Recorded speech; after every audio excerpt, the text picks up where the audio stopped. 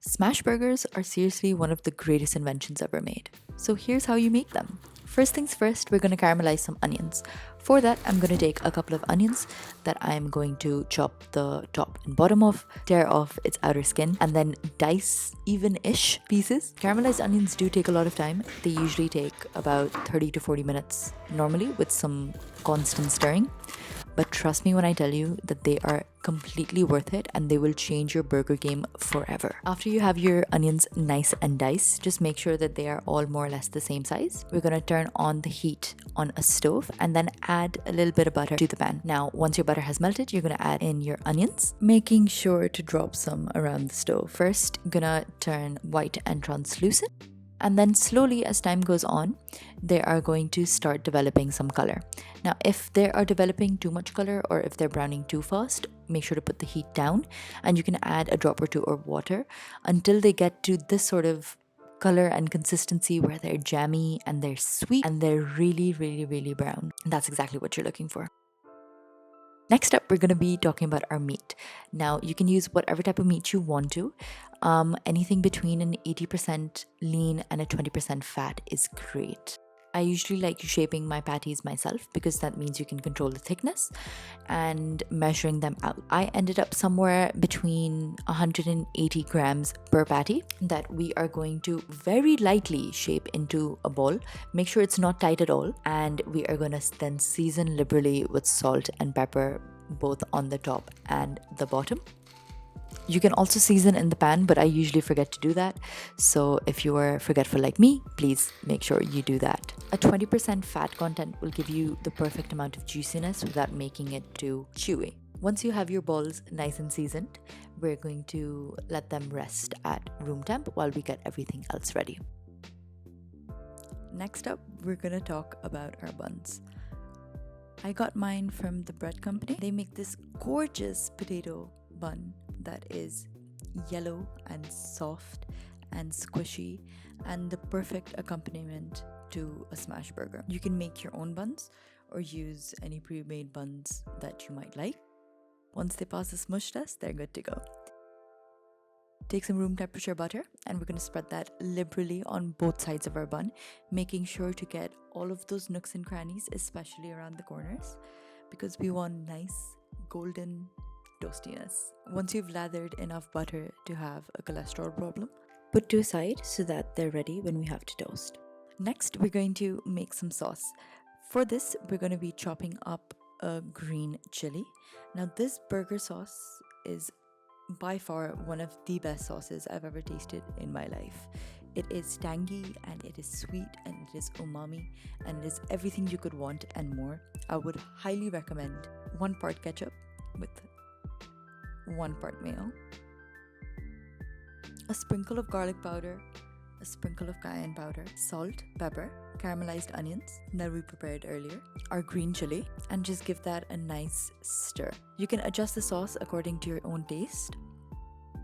Other things that would be really, really good in this sauce are Worcestershire sauce. I know I said that wrong, Worcestershire. And pickles. Pickles would be so great in this. We were out of them, but I would highly recommend. If you have a spatula that has holes inside of it or has slits on it, you might want to put some foil on it so that the meat doesn't come through when we try to smash. Then we're just going to take a ball of meat. Yep, the ball just as it is. Put it in a hot pan, and then immediately we're going to take our spatula and put that on top of the patty, and we're going to smash that down with the help of a wooden spoon to get that nice and flat. Try to get it as even as possible, and we're not going to move it at all. Just let it cook.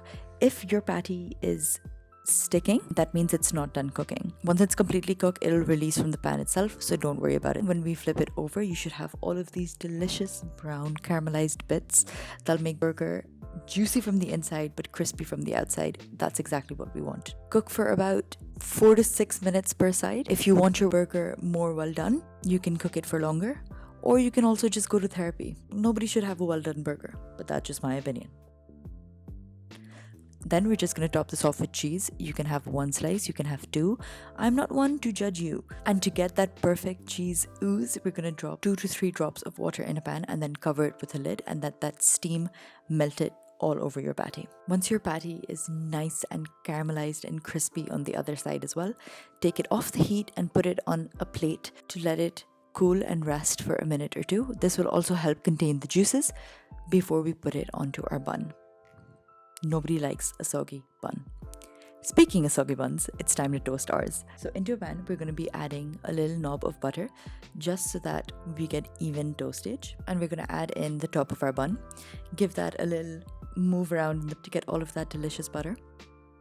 And then flip it over. And once it's nice and toasty, just take it off the pan. Preferably not that way. Then after your bottom bun is also toasted, it is finally time to assemble this monstrosity of a meal. First, we're going to put down our toasted bottom bun, and on top of that, we're going to put a generous amount of that burger sauce. Make sure to get all of those caramelized onions, those pickles, all of those delicious bits in it, because that's going to help add flavor to the rest of your burger. And then on top of that, we're going to be adding the only lettuce that should be on burgers, iceberg. And then on top of that, our beautiful patty with our cheese. You can add whatever toppings you want on top of this. I went traditional and added red onions and tomatoes, but feel free to experiment to your liking. We're going to add a generous amount of sauce to our top bun and then crown this beautiful burger. Now tell me that this isn't one of the most delicious things you have seen. Is definitely one of the most delicious things I've tasted. If you take anything from this recipe, it is the caramelized onions. They add this layer of umami and this layer of funk that you just don't get with regular store-bought sauces. If you're craving a burger, this is the recipe to try. Make smashed potatoes or fries alongside of it and devour this meal for how good it actually is. Full recipe link in my bio. Thank you for watching.